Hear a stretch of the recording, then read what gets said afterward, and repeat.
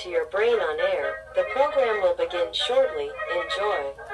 Posloucháte svůj mozek v živém vysílání. Program brzy začne. Užijte si to.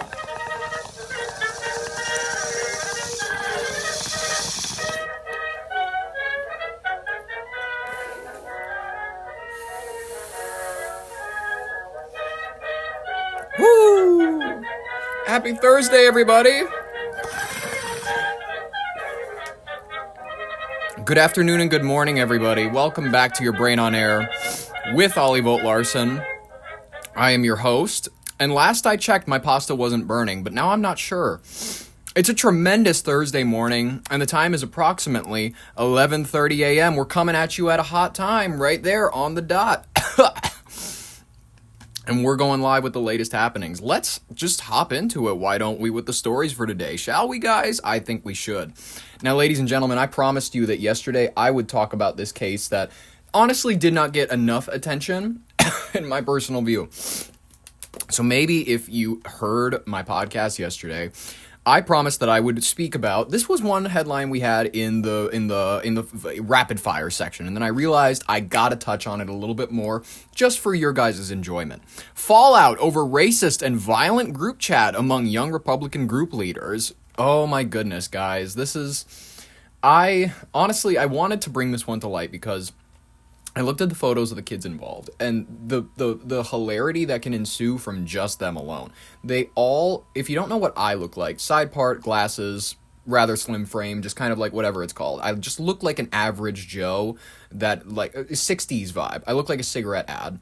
And essentially that person is in this group chat copy-pasted a bunch of times, and they're just talking about how they love Hitler. Some of them are, you know what I mean? Some of them are, whatever it's called.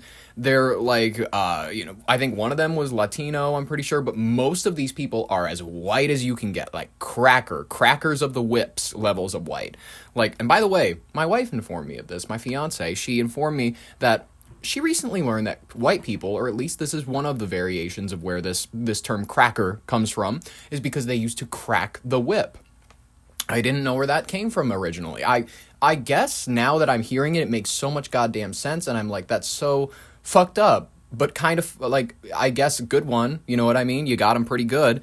Anyways, besides my little side point, this whole group text is just, it is filled with kids that you would go to school with, or they would be your child, and you wouldn't expect it because they all watch Instagram Reels, and they all, by the way, this is just a sense of humor for a large majority of people. And I will admit, some of their memes are funny. Some of the, like, darker humor memes are funny, but these people are not dark humor memes. They're not sharing Reels of, like, clearly jokes. They're sharing texts of, like, genuinely vile and disgusting things. Anyways, I'm not going to just I'm not going to say it from my point of view. I'm going to read it for you, and you can make your own interpretation.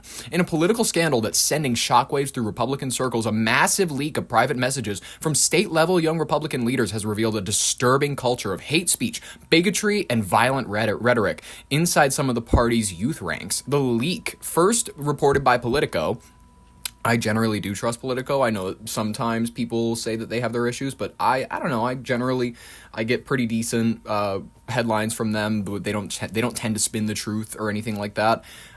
It spans nearly 3,000 pages of Telegram messages exchanged over several months in 2025. This year, the chats include leaders from young Republican chapters in states like New York, Kansas, Arizona, and Vermont, many of whom held senior positions and worked closely with elected officials. So, guys, I accidentally misspoke and said senator because a lot of these kids that are in youthful Republican or youthful Democrat circles that's their first kind of foyer into the whole process of, you know, like getting elected. Most of these people will go on to be governors. They'll go on to be, they'll serve on town councils and whatnot. These are kids that are genuinely passionate about politics. These are younger folks, at least. That's a better way to put it. The contents of these leaked conversations are deeply, deeply, deeply troubling. Like, if you're a decent person, you would never think to ever say these things in the way that they say them. People say you can joke about anything. In the way that these people were saying it, these were not jokes. These were not, I normally try to be as charitable as possible. I can't be, because these are not the attempts at humor. They're not attempts at anything even remotely funny. These are just kind of kids saying vile things, and as a result, they do need to be called out severely. Participants casually used racist slurs, joked about rape, praised Hitler, invoked white supremacist symbols, and fantasized about violence and torture. Okay, this is not going to get monetized, but please just stick around for the view. That's all I need. That's all I need for my ego. In one exchange, Peter Giwanta, and I'm not even monetized, by the way. I don't know how to do that, and I don't qualify for that yet. That's chill. So I can talk about whatever I want right now. Peter Giwanta, then chair of the New York State Young Republicans and chief of staff to New York Assembly member, wrote, quote, "Everyone that votes no is going to the gas chamber," in response to another member, Joe Maligno, joking, quote, "Can we fix the showers? Gas chambers don't fit the Hitler aesthetic." You know, wowie wow. In another message, William Hendricks. Hendricks? Jimi Hendrix? No. William Hendricks, vice chair of the Kansas Young Republicans, there's no way he's related to him, repeatedly used slurs against black Americans, he definitely is not related to Jimi Hendrix, and mocked them with references to, quote, watermelon and Kool-Aid. Oh my god, these aren't even original. This is old school racism, by the way, guys. This is like stuff that Gen X was joking about. This is stuff that, like, for years, like the watermelon smiles, that's not even boomers. That's silent generation. That's beyond the greatest generation. That is old school racism these kids are pulling out. And admittedly, it's probably stuff they've been hearing for years, because that's just kind of, regrettably, that's where a lot of people, with more conservative leaning views, if any point you delve into conservative leaning views, it eventually delves down to like cultural conservatism. It delves down to what ultimately is a superior way for human beings to live. It gets messy if you don't clock yourself, if you don't check yourself, if you don't have that libertarian lean where people can still make their own choices. And a lot of these kids don't have that libertarian lean. Hendricks was later terminated from his role in the Kansas Attorney General's communications office. Good. You know what I mean? That's exactly what these kids are going to face, is say goodbye to any chance of employment.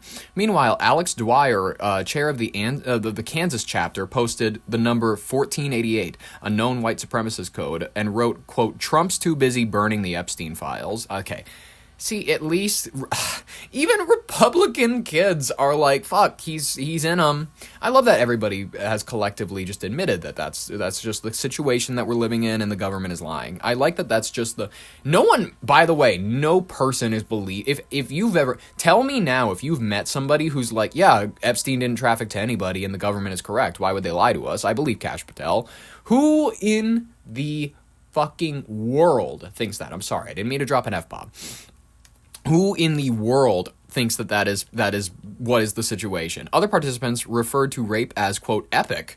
Ugh, it's so millennial. It's so like, remember when epic was like a big thing to say back in the 2010s, late 2000s? Epic mealtime. No, I'm sorry, I didn't mean to link their brand to this.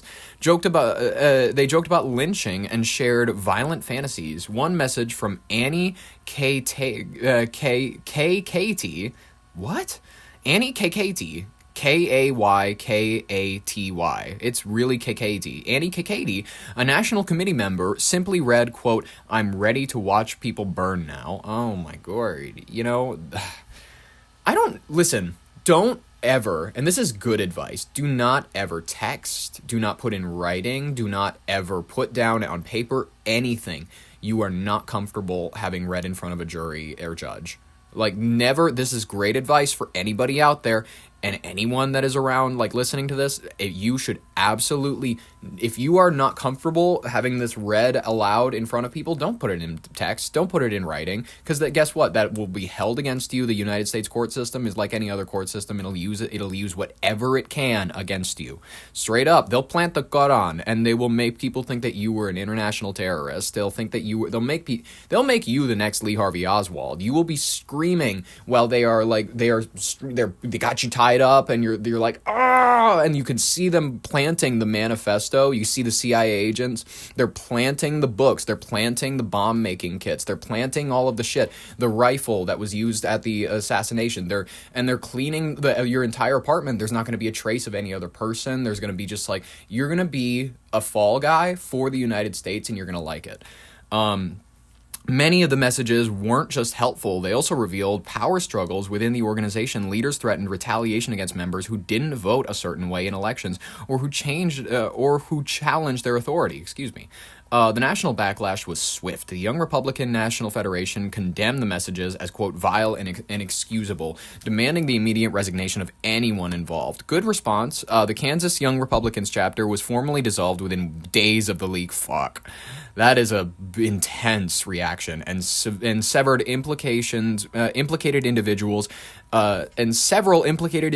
have lost their jobs or stepped down from official positions. Some, however, are defending themselves. A few participants have claimed the messages were taken out of context or even digitally altered. Despite this, multiple independent outlets have confirmed the authenticity of many of the screenshots. The scandal has reached Washington. Vice President J.D. Vance, Hillbilly Elegy. Listen, guys, I'll always say this, his movie's good. I don't like his facial hair, and I don't like his weirdly sunken in eyes. But I would have him on the show, and I'd be deeply respectful. That's just because I want clout. I'm just being honest. He sparked bipartisan outrage after brushing off the leaks, saying, quote, kids do stupid things, especially young boys.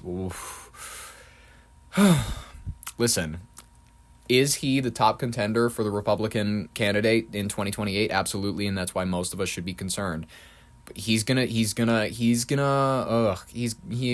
don't know if he's gonna come out and say that was taken out of context or whatever, but man, that does not look good. That's not gonna help your numbers. Critics have slammed the comments as dismissive and enabling extremism. Totally agreed. You should have condemned them. You dippy. All right. Beyond the political fallout, the messages raise larger questions about the culture within some segments of young conservative leadership. Experts say normalization of hate speech in private group chats may reflect broader issues within political organizing, online radicalization, and the limits of party oversight. The story is still developing, but already it's prompting serious discussions about extremism, accountability, and what kind of leadership is being cultivated behind closed doors. Clearly, guys, this is very I'm so worried for what we're gonna find when we probe other ones, because you know that these were just 4 states. I promise you there's more. I promise you if you go in anybody's Instagram Reels chats, it'll be disgusting. There's gonna be George Droid memes. There's gonna be the Kirkinator memes. There's gonna be memes about Agartha. There's gonna be memes about blonde people with blue eyes drinking White Monster. There's always going to be those things in the far right circle. And, I don't know, there's going to be Dean Withers edits on the left. You know what I mean? Like him dancing or something. I don't know. People doing shit with Sora. AI is my favorite now. I've seen great MLK speeches that he never gave. Anyways, folks, this story is kind of a perfect bleed into my sponsorship. These young Republicans could have had nothing to worry about their hateful messages leak. If only they trusted Free Speak. Folks, I've been using Free Speak burner phones for years. I'm not the only one. They've got glowing reviews from everyday Joes like the Taliban, the NSA, Gen Z protesters, and the Mossad, and more. Start with your first 3 phones for free when you go to freespeak.com and enter promo code YBOA. Folks, that's a phone for the plug, a phone for the Armenian arms dealer, and a phone for the hoe. Don't wait. Go to freespeak.com, enter promo code YBOA for your first 3 phones free of charge. FreeSpeak, from insight to incitement, we've got your voice covered. Ladies and gentlemen, that's a bleed into our second story of the day, a brief review of what we know and what we don't about the D4VD case. Ladies and gentlemen, if you're of an older generation, I understand your unfamiliarity with D4VD. It actually took me looking him up, even as someone who is 2 years older than him. He's made music, I listened to it, it was on my wedding playlist at a certain point, me and my fiance's, and then we had to take it off, because admittedly, this fella, he's kind of like R. Kelly, where it's I can see some level of talent in that, but he's got a dark side. But I'm gonna say R. Kelly is 10 times more talented than D4VD ever could hope to be. I don't like Romantic Homicide. I think if you do, it's kind of like a sign of low IQ. I'm sorry, I don't like that song.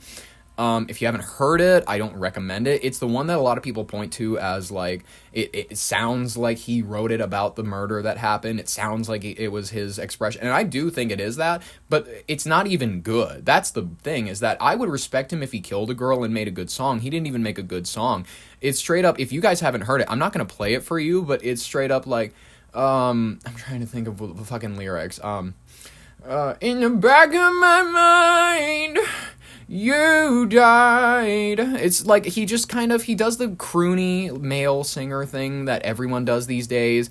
And I didn't even cry. And he like has a not a bandana, but like a thing covering his eyes. And there's a woman slaughtered on a bed. And you know, it's not subtle, even like a little bit. If you watch the music video, if you listen to Here With Me, which is like his only good song, it's like, I listened to Here With Me. I put it on my wedding playlist. I was like, this is so good. I'm solid behind it. I listened to all of his other music, and I'm like, this is Gen Z trash. I'm sorry. It's not good. I don't like any of D4VD's music. I know you're supposed to pronounce it David, but D4VD, listen, he's not talented enough where I go, R. Kelly, let him out, put him back in the studio. Diddy, okay, yes, put him back in the studio. Harvey Weinstein, let him out, let him go make movies again. He doesn't have the talent where I can justify his release. D4VD, life in prison, everybody else released. That's my opinion.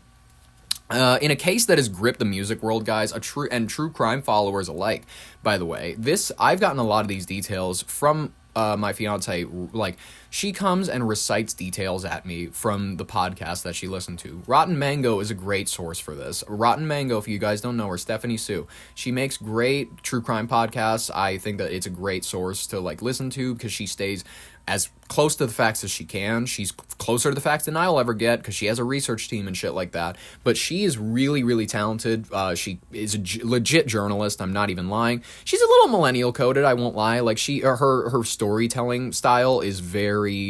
There's like a vibe. There's like a this. Like, and then he did this, and then it's like it's kind of like this, and then Diddy, he looked at me, and it's kind of like.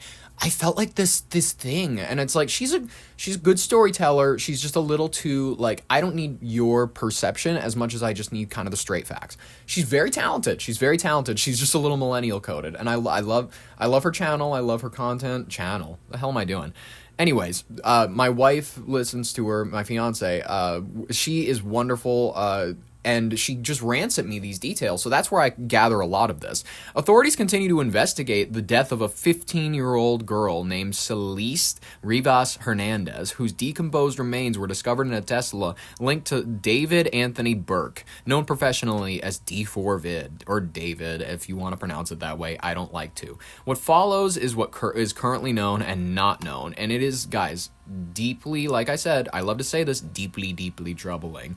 On September 8th, 2025, human remains were found in a front trunk, or like a, what's it called, a frunk? I think is what Tesla calls it. And it was found in a Tesla, impounded at a Hollywood tow yard after workers alerted the police to a foul odor. The car was registered to D4VD, though authorities have not publicly confirmed that he owned or was driving the vehicle at the time. The body was severely decomposed, in a dismembered state, wrapped in a plastic bag. September 16th, the Los Angeles County Medical Examiner officially identified the remains as those of Celeste Rivas Hernandez, a teenager reported missing from Lake Elsinore, California in April 2024. God damn. So it took a while, over a year. She was 15 years old at the time of identification. The medical examiner had not yet determined the cause of the manner of death, instead designating it as deferred pending further testing. Interesting. Investigators believe that Celeste likely died weeks before her body was discovered. That inference is like based on how long the Tesla was parked at the impound yard. The LAPD and the forensic teams have served a search warrant at Hollywood Hills property tied to D4VD, seizing computers and other items that he owned. David's management reportedly terminated the lease of the property soon after, and D4VD moved all of his shit out. He was forced to. They kicked his ass out. And as the investigation has progressed, D4VD remaining U.S. tour dates were canceled because, listen, guys, that's going to put a damper on the tour. It's going to put a damper on ticket sales. You can't exactly go to Ticketmaster and go, listen, I know I'm under investigation. I really just I need to pay off this house. I need to get out of the country for a while. Can we do a European tour? Like, at least, I don't know. I need something. We need help. I need to get out. His planned deluxe album release was also postponed or withheld. They have not confirmed what they're planning on doing with that. I think they're gonna can it, or 50 or 30 or 20 years from now or whatever, it's like a special release where it's like the songs of a killer, his album that was never released. In response, brands and collaborators like Crocs, Hollister, and Caliuchis have distanced themselves, suspending campaigns or pulling collaborations. Guys, Caliuchis, she is like, she does that one song, I just wanna get high with my love. She does those, like, kind of sad. They have a cool beat to them, but I'm not her biggest fan. I'll put her on and I won't listen. I won't turn it off I'll listen to it all the way through, but it's not my favorite. It's not my favorite thing. Excuse me. Amid the scrutiny, D4VD transferred the ownership of one of his Texas homes in Cypress near Houston to his mother in late September. Records indicate a swatting incident. A false call was made to that address shortly before the transfer. Here are the key uncertainties, by the way. At present, there's no charges or suspects that have been publicly named. Authorities have clarified that D4VD is not currently a suspect, though the investigation is ongoing. There's been a odd amount of silence from the LAPD regarding this case. There's been an odd amount of silence from D4VD. He has not made a public statement yet. He's not like come out and said, "Hey guys, I've had a week." As you may have heard, I've had a month. I have been taking a week for mental health. I went to Libya. I went and I rested on the shores of the Mediterranean, and you know what I mean? I killed a hooker on a yacht, and I had a mental health week, and I'm ready to come back to LA. I'm ready to fight these charges because, guys, I want to sing I don't care how long it takes. Yeah, he's gonna do it, guys. He's gonna be there on that stage for you no matter what. He's going to get his anger out first, but he's going to be there for you. The cause and the manner of death remains undetermined, pending toxicology and forensic analysis. The relationship between D4VD and Celeste, if any, remains unverified, but some reports have noted that they share a shush tattoo, and authorities have cautioned it's too early to draw conclusions based on that, but I'm saying, come on. The evidence of a relationship that he was dating a 22-year-old named Celeste at the same exact time that he was dating this younger woman named Celeste, that also lines up severely strangely. Guys, there's no possible way that I can get into all of the details of this case. You're gonna have to, listen to Rotten Mango, listen to anything regarding this case, because there's so much shit about all I can say is that based on what I've heard and seen, I truly do believe that he was in a relationship with this kid. That is just my opinion. I'm not saying it is fact. Whatever. This case remains just it has a lot of unanswered questions about accountability for public figures, forensic transparency, all of that shit. The speed of the investigation when celebrity and tragedy intersect is always unpredictable. OJ was unpredictable. You know what I mean? There's the rich get a certain level of leniency, but I don't know where this can go. He's not big enough. He's not OJ levels. He's not a major star. You can name maybe 2 of his songs. Everything else is trash. I'm sorry. Guys, I'm not gonna lie. It's all trash. I'm really hoping that they throw the book at this kid if he's guilty. He's 20 years old, and I'm saying that this kid because he is 2 years younger than me. In the coming weeks, we should watch out for autopsy/toxology results. Whether homicide is ruled, that is going to be big. Whether charges are filed and suspects are named, that is what we're going to look for. Also, investigators can also establish clear links between David and Celeste with how much shit that the internet has given them and how much shit the internet has already put together. That honestly, it's been a lot of netizens is the term that she uses, but like the amount of people that have just been piecing this together on their own time is remarkable. It's so many goddamn people. But statements or developments from her family, also law enforcement. I'm gonna put this out there, and I think that people should research it. I'm gonna say this because these rumors exist, and I have seen that there is there's reason to suspect her parents of foul play. There is reason to believe that her parents could have been pimping her, or at least there was allegations of pimping from people that knew the family. Also, this girl disappeared on the regular. How many parents do you know that would be comfortable with their kid disappearing on the regular? I'm just going to be honest with you. I'm going to try to keep track of new developments as much as I can. We're going to go to a News Nation clip real quick, because honestly, I think that they can fill you in on a little bit. The R&B singer David had been spending some of his downtime these last few weeks playing video games, which wasn't on his bingo card because, of course, he was supposed to be touring the world and becoming more famous. But then his underage girlfriend was found dismembered in the trunk of his car 32 days ago, and he went underground. Apparently, though, he hasn't spent all that time on Fortnite and Roblox. Documents obtained by TMZ show that since mid-September, he's been busy transferring the deeds to 2 of his properties to his mom. One of the houses may look familiar to you. It's the one where police were called in an apparent swatting prank. That was on September 18th. And one of those deeds, it's not clear which, was transferred that very day. The other deed changed hands September 22nd. You may recall the day before the swatting, Los Angeles police raided David's massive rental house in the Hollywood Hills. And a week after that, he moved out. So is this rich and rising music star downsizing and simplifying his life at the ripe young age of 20?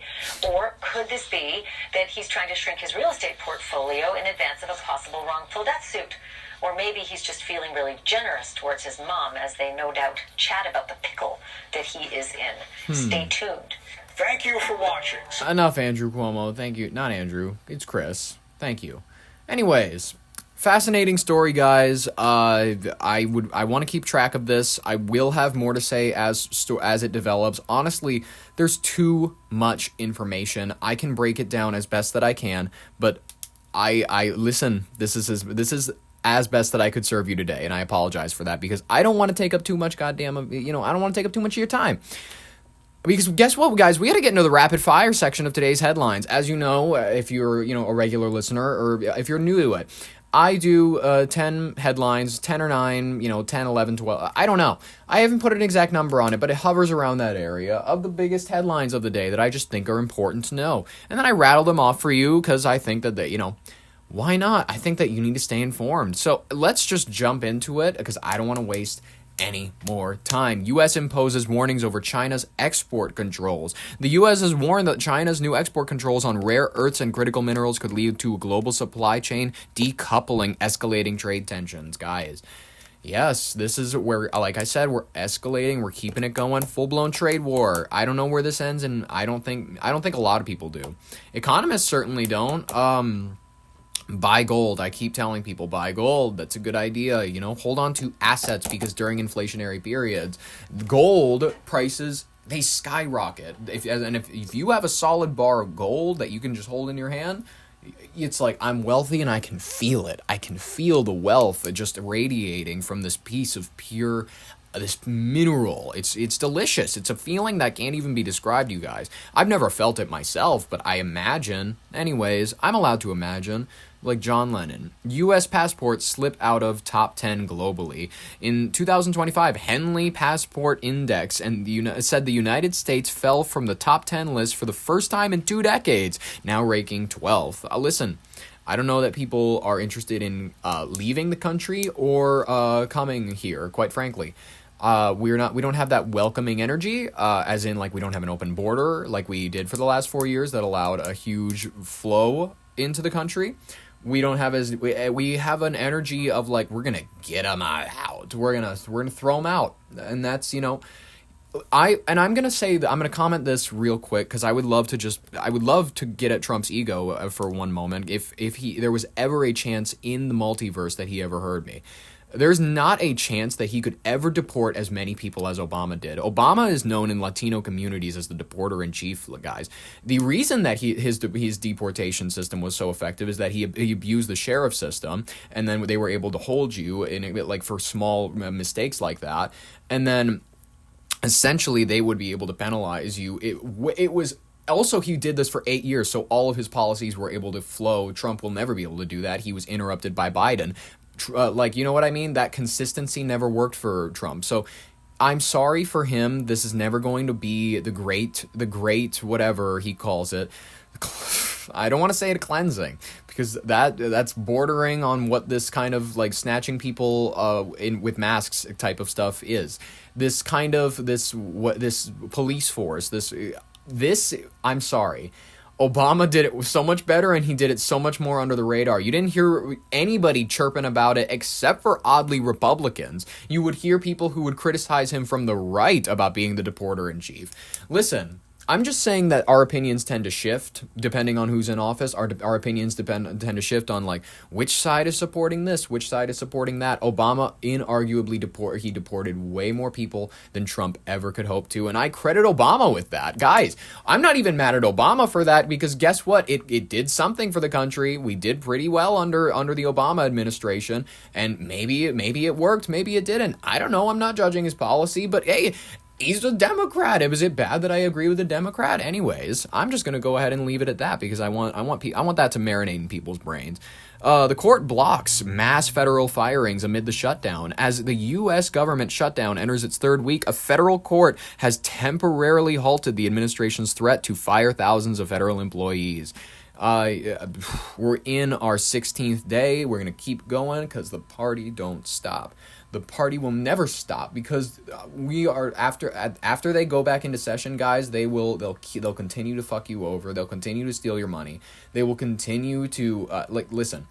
Your taxes are still being pulled. Don't get me wrong. That's your job. The federal government doesn't have anything to do with that. You're still going to have to pay all of your taxes at the end of the year, even though certain key functions were not serviced for a portion of this last year. You're still going to have to pay your full taxes. Now, that's not an exaggeration. That's federal taxes. That's just what's taken out of your check. I'm sorry that's just true.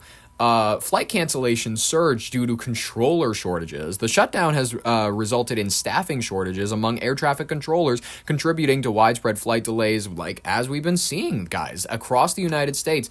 The flight delays are getting 10 times worse. People are calling in sick because they're not getting paid.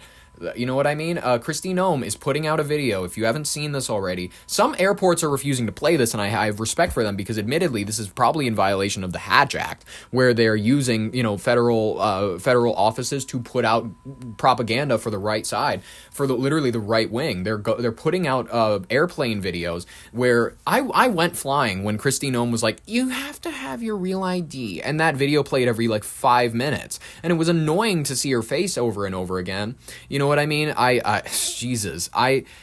This latest video, if you have not seen it, it is her going, thanks to the radical Democrat shutdown.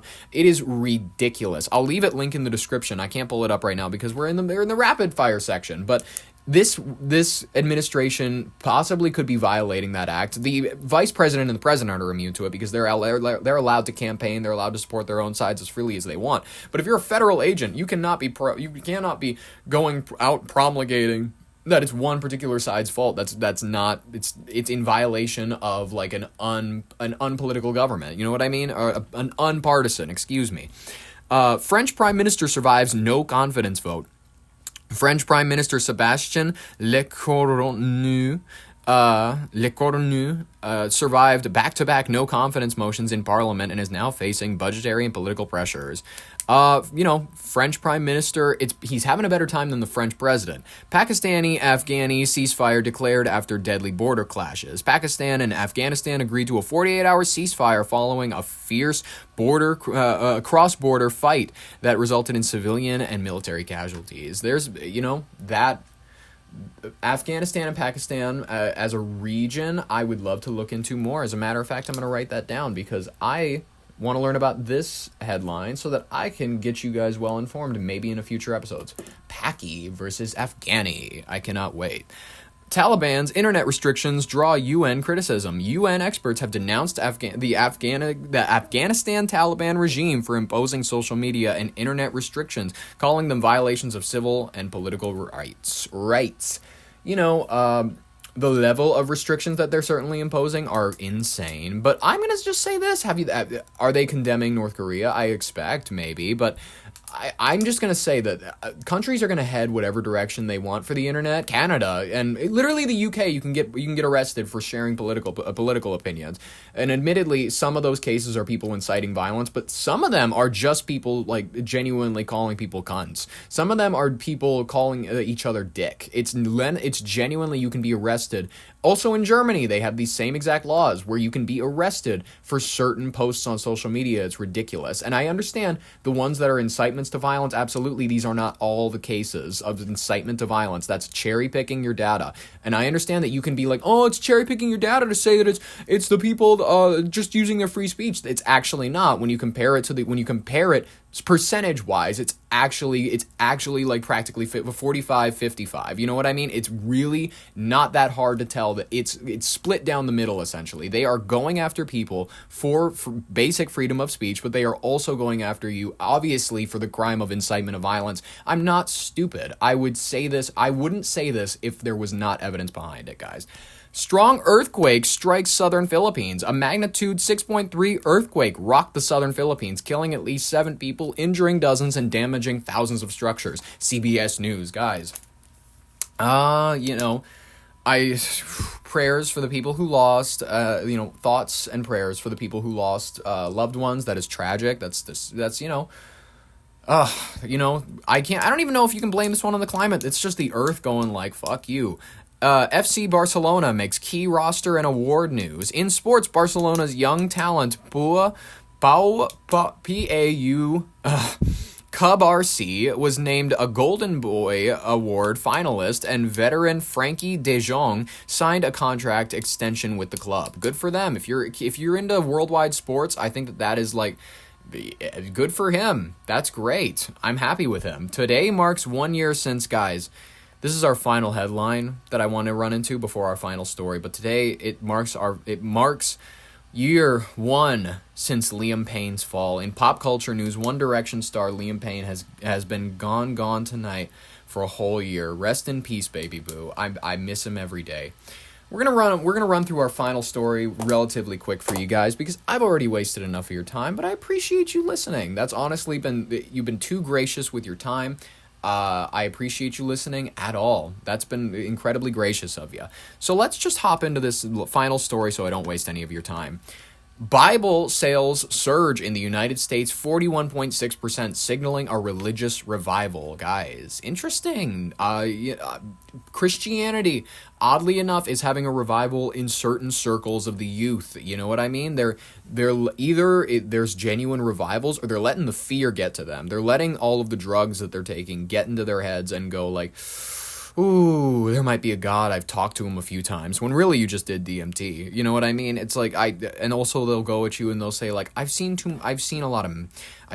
many things that I can't explain. That it's just like maybe there is something beyond. And it's like, okay, sure, assume that. I wouldn't instantly assume that one person's narrative is the correct version, but that's fine.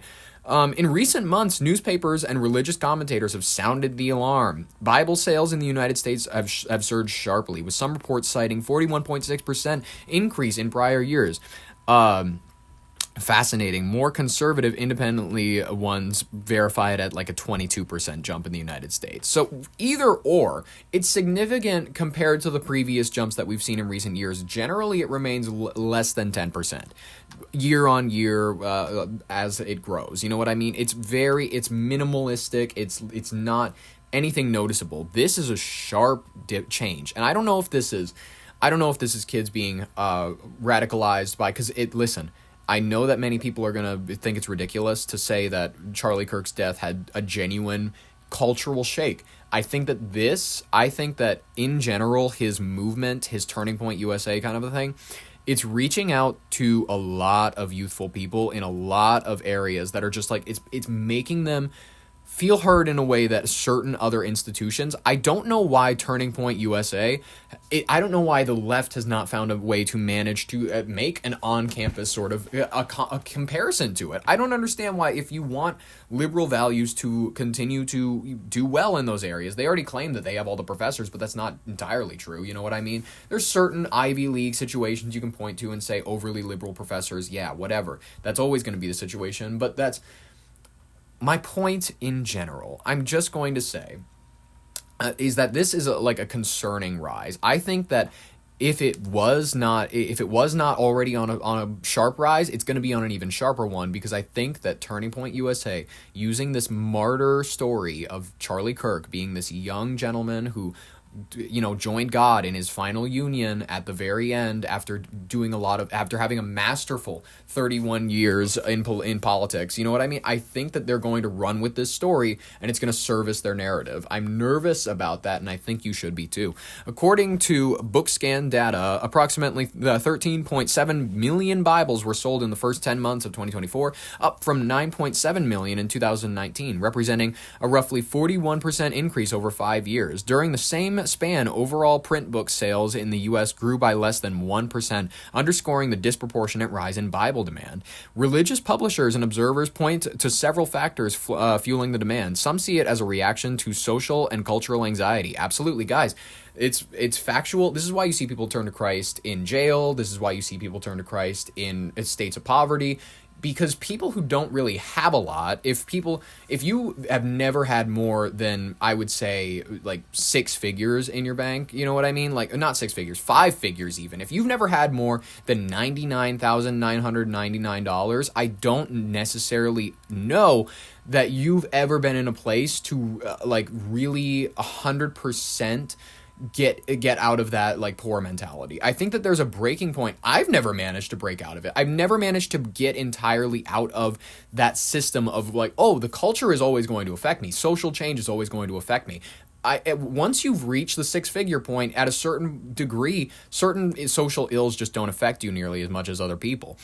I think that generally the people who have less are always going to be drawn to these grander solutions, and that's not just my interpretation. It's true also that you see people who have a lot, people who have been very fortunate in life, who also have turned to God, who have also they've just been faithful their entire lives. I'm saying that this is kind of like it's factual that a lot of people do turn to Christ as a genuine means to better themselves, better their lives, and better the situation for the people around them. But there's also people that turn to Christ as a means of, I don't have anything else. I don't have anything else to power me through. I have nothing. The father of my children ran out on me because I didn't get married to him before I had kids. And now I don't have any sort of system supporting me. I don't. And then they go to church and they feel heard. They feel loved. It's like how it's how any grand social system pulls you in. They make you feel heard. They make you feel loved, and they understand your problems and situations. And they say these are all leading to something grander. They're teaching you to be a better person. These lessons are something biblical. They're something that you're servicing a grander plan. And that's deeply appealing to a lot of people. And I understand entirely why that might be grabbing a lot of people. The economic instability and global conflict, political polarization, all of this bullshit is the exact reason why I think a lot of people, they're worried for their grandchildren and their children. They're worried for the future of America because they either give into too far right opinions or too far left opinions. There's people that are, honestly, they just don't have very much behind their whole personhood that can keep them going, so they resort to something else. I think that's what a lot of professors are pointing to. The American Bible Society, though, suggests that it isn't about like that. It's about engagement with the scripture being up. It's like, oh, people are just more interested in like, they want to be Bible users. They want to download the Verses app. They want to download all this stuff that's going to make them regular daily Christians. And in general, what makes you want to feel like there is a guaranteed afterlife general instability in your current life. That's always been the guarantee, and the thing that's been sold to Christians is that things are not great down here. We can try to make them as is, your will be done on earth as is in heaven. We can try our best to make heaven on earth, but in general, the goal is to be a good enough person on earth to make it into heaven. The promise, the entire promise behind it is a promise that you will see grander rewards in an afterlife that you will actually not be there to perceive if any other belief is true. If literally any other scientific belief is true, there will not be a reward waiting for you, and you did all of this for nothing. But admittedly so, they did a lot of it, and if they're right, they did it all for something, and I am going to be punished eternally. And so will the other people who refuse to convert, and that's perfectly fine. Listen, I live the way that I do. I try to be a good person because I believe it's intrinsic to just humanity. I think that it services not only people around me if I'm good to them, it services me to be good to people, it services society at large. I think that is a great system of laws and rules to hold for yourself, and that can be built without a doctrine. That can be built without, admittedly, and a lot of people who are into Bible, Christian, and whatnot theology will tell you, well, the reason that you believe all these sorts of things is that Christianity has encouraged this in you. You've grown up in a Western society with Christian values, so of course you think this. You're not pulling this from out of nowhere. You're not thinking of this originally. Christianity taught you this at large. That is an extreme appeal to authority fallacy, and I don't entirely agree with it, because the idea insists that goodness and moral values originates from Christianity alone, and that's just not factual. People are capable of goodness without doctrine. It's factual. People in societies without doctrine are capable of being good people. I'm sorry, that's just factual. You don't need to be a theological society. You can be a secular one and be decent folks. You just have to have a common system of laws and rules. I don't feel like that's anything controversial to say. I don't feel like that's anything that a Christian could be offended by. I don't feel like it's anything that an atheist could hear and go, that's bullshit. And by the way, agnostic is bullshit. If you hear anybody go, I'm agnostic, they're atheist, because atheists don't know anything. Atheists will tell you, there is no God. They're not, listen, atheists also go subscribe to the idea that it's like, I don't know. I'm not aware of the idea of this grand person, this big mover in the sky. I don't know if that's real. I'm not entirely sure if it's real, so I'm not sure. A lot of people believe that, and they call themselves agnostic when that's really an atheist position. An atheist position is not preaching that there is no God. It's preaching the idea of you're not sure, the idea of uncertainty, the idea of questioning rather than absolute, this is the story, this is the facts.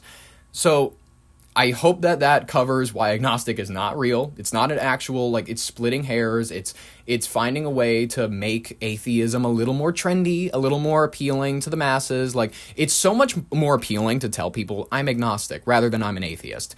Because atheist, it means you're anti-theist. It means you do not believe in theism. Agnostic is so much, it's such wordplay. It's so much, it's George Orwell, it's Orwellian, it's newspeak, it's like, you need a way to make your opinion more appealing to other people, so you just dress it up in this new kind of I'm an agnostic person. Oh, what does that mean? Oh, I didn't hear atheist. Oh, so they're not anti-theist. They're not anti me. When really atheist doesn't mean you're anti-religion. It just means that you're not entirely sure. It just means that you don't subscribe to a theism. You don't subscribe to a religion. That's all that it means, and that's all that it will ever mean. So I call out your agnostic friends, call them out and say, listen, agnostic is just a gentle way of saying you're an atheist. It means that you're not sure, and you generally don't try to think about it, and you just try to be a good person. So, Bible sales, they're up, and this could definitely affect the future, but guess what? As the surge is becoming, it's becoming bigger, it could be a monetary blip. I'm admitting that trajectory hints that America's cultural shift could be it could be a trend. It could be a temporary a reaction to the turning point movement, to the Charlie Kirk assassination, to the uncertainty after COVID.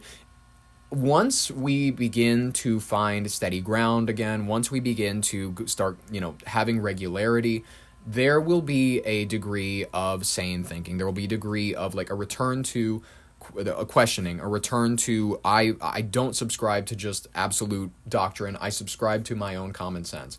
That it could happen, or it could absolutely not happen. I'm leaving it up to the future. We will watch the conversion, the retention. We'll watch all of that. We'll watch the rates, and guess what? We'll be here to report back to you about it, because you guys deserve the information.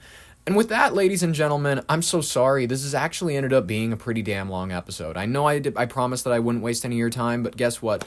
I'm going to try to do that next episode, because we're going to be back at it again Friday. Subscribe if you like today's episode, because we're always doing it weekdays. That's what we do. That's our schedule. Meanwhile, you know what I mean? Thank you so much for listening. I appreciate it. This has been your Brain on Air with Ollie Volt Larson. Thank you so much for listening, and have a great rest of your Thursday. Bye-bye.